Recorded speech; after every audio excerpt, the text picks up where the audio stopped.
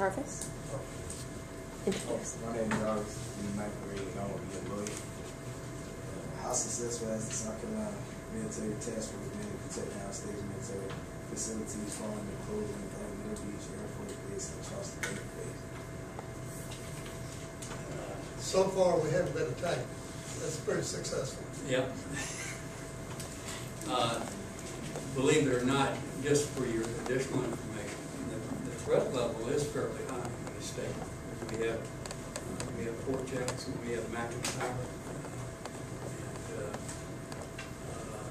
and that is true all over the country. It's not just here. A lot of people are not aware of it, but there's a lot of subversive activity going on around the nation, and there are true threats to our country.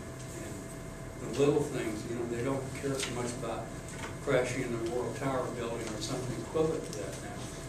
But anything they can do to make us feel like we're insecure or weak, that's part of psychology. You know? So it's not just the biggest installations, but there are small places all around, even the National Guard armories. All the National Guard armories are alarmed. I mean, they have burglar alarms. Because they don't know what's going to happen, and it costs us a lot of money. Yes, sir. Yeah. How about everybody standing up?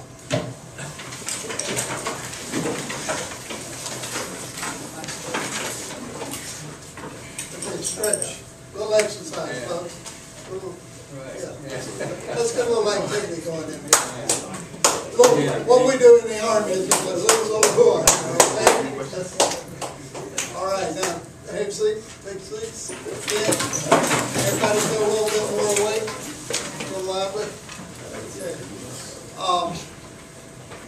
was going to ask if we could get out the questions for just a minute, because you heard the general story of his life and what he's done.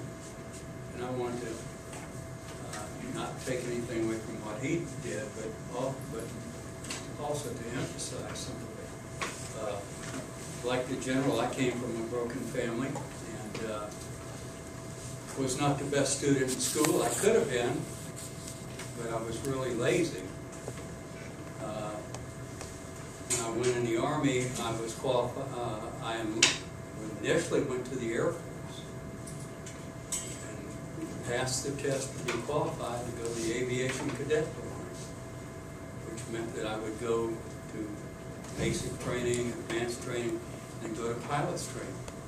I would have been commissioned as second lieutenant. But I had to wait 8 months before I could do that. And so I walked next door to the Army recruiting station and told the recruiter, I said, it's been the Air Force. They said I could be a pilot. I said, I love airplanes and that. And they said, well, we can't make you a pilot, but we can let you jump out of them. So I said, okay, and I signed up for the airborne. Airborne unassigned, same thing you went into. So I jumped out of airplanes for quite a few years, made over 70 jumps, but got out and went to Vietnam because I had a death wish, wanted to go to Vietnam and be a hero, and they wouldn't send me because I had a critical job. So I said, okay, my enlistment's up, I'm getting out. And they said, well, you won't get out. You know, you've been in almost 10 years. I said, well, okay. Well, when my enlistment day came up, I got on a duty train in Germany, went to Bremerhaven, got on a troop ship, and came back across the Atlantic. But some 12 years later, after spending another 6 years in the National Guard and the Army Reserve, I realized I wanted some benefits in my life.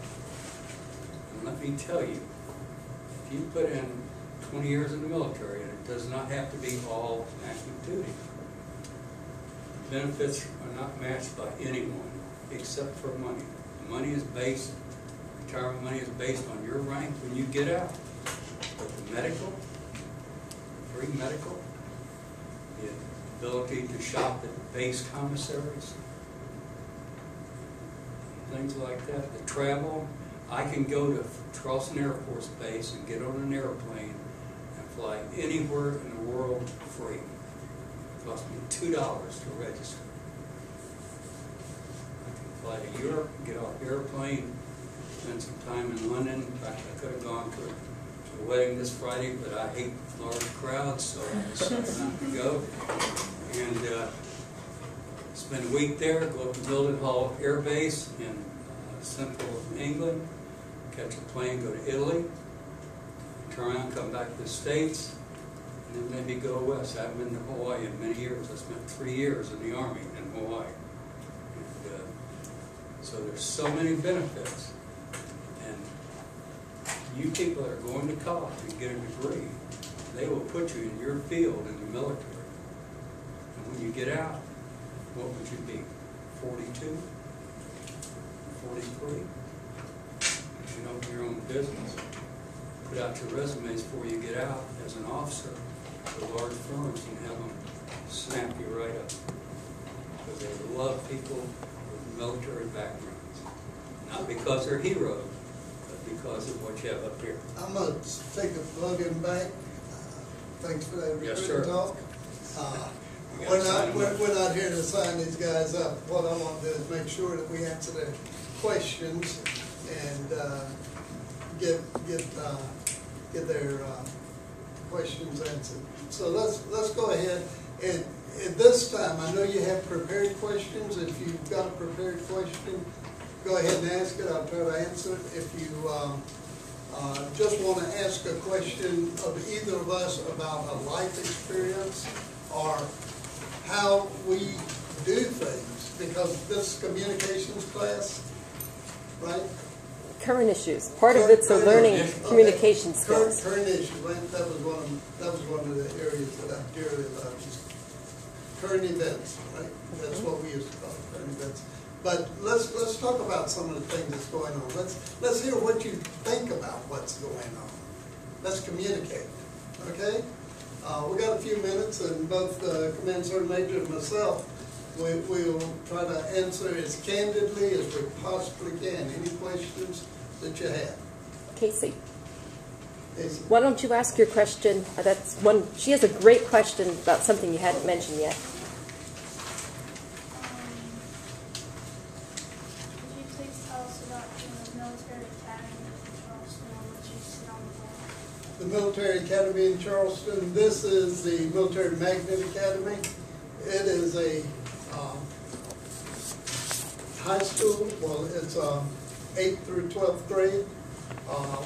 It is a school that was set up and is supported by the State Guard. We're really proud of this. This is all inner city kids. In that school, there are a lot of kids who are even homeless. They don't know where they're going to go when they get out of school each day. But that school last year had the highest graduation rate of any school in Charleston County, 98.9% graduation rate from 8th grade. No dropouts. These kids are, when they go to school, they wear a uniform. They all have uniforms, and they drill just like you do at the Citadel. The Citadel is sort of the model that we use. They are trained with State Guard instructors, officers, and non-commissioned officers who are funded. All of the school is actually funded by the Charleston counties, just like your school here. It's a county school. However, the military people come from the Junior ROTC department. They're funded by Junior ROTC, and then there is a foundation that we